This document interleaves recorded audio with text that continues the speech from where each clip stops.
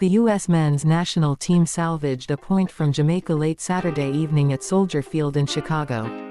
The 1-1 draw opens up their 2023 Concacaf Gold Cup campaign with a tepid performance rescued by FC Cincinnati's Vazquez, whose 88th-minute equalizer made the difference. Had the squad succumbed to the Reggae Boyz, it would have marked just the second U.S. loss in the Gold Cup group stage, ever. Their last group stage loss came to Panama back in 2011. The squad now face St. Kitts and Nevis June 28 before squaring off against Trinidad and Tobago July 2 to round out the group stage. Presuming they successfully navigate those matches, they'll move on to a knockout phase that may very well lead them back to another match against the strong Jamaica side. Matt Turner celebrated his 29th birthday with his second career penalty save for the Yanks.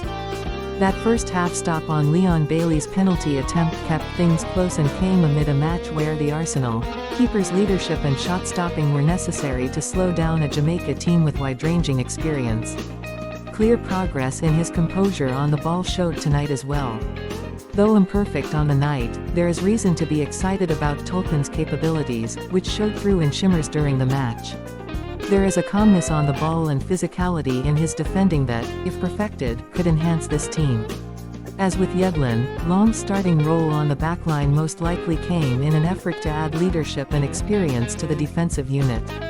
His first half effort was wavering, at best, and the LAFC defender was removed at the half due to muscle tightness.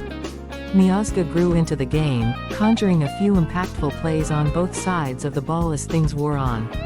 But he made sloppy mistakes throughout, most egregiously in the 13th minute when he kept 4 to 5 Jamaican players onside, which led directly to Damian Lowe's goal.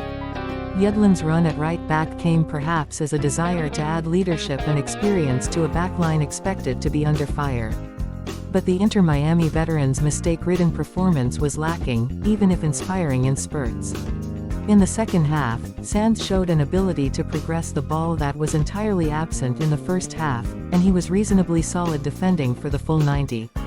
Aidan Morris looked a bit out of his depth, nervous on the ball and easily overtaken by Jamaica's pressing forwards.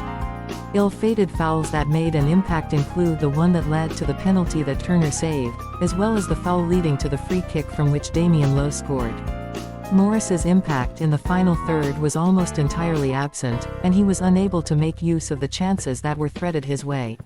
Sonora was on set-piece duty and, though inconsistent, did a reasonable job on a few of them. Still, a handful of chances came his way that he couldn't find the ability to capitalize on. Overall, the performance was forgettable and not worthy of securing a starting spot over his peers in this position. Zendiges was put into a roaming role that he did reasonably well with, dropping into pockets and weaving through balls throughout the match. He showed enough quality to wonder how he'd fare if deployed differently. Ferreira created several key chances throughout the match in what was easily among the standout performances of the night. Callahan got the starting lineup wrong, running out a squad that looked flat, mistake-ridden and ill-equipped to finish chances or take control of the midfield. The substitutions he got right, though, even if they arrived late. The 19-year-old second-half substitution showed quality and composure while slowing the attacks of a formidable Jamaican side. Growth potential was made clear in a second-half performance that should earn Neil spots in upcoming starting lineups. Cowell's impact was an improvement coming into the match for Morris, as he at least created a few chances. Roldan came into a match sorely lacking in energy despite the U.S. trailing by a goal. The Sounders midfielder provided an immediate burst of aggression, with tangible impact, though he missed a few opportunities. Mihailovic created a chance and coordinated the attack well in the final third, though he looked initially a bit rusty in his limited late minutes. Enough quality was shown to earn a starting run-out. As above, Vazquez was placed into the match late, but the final minutes were all he needed to make the difference. Collecting the ball from a defender's poor deflection, Vazquez's calm finish sealed the equalizer, which, after trailing most of the match, felt like a victory.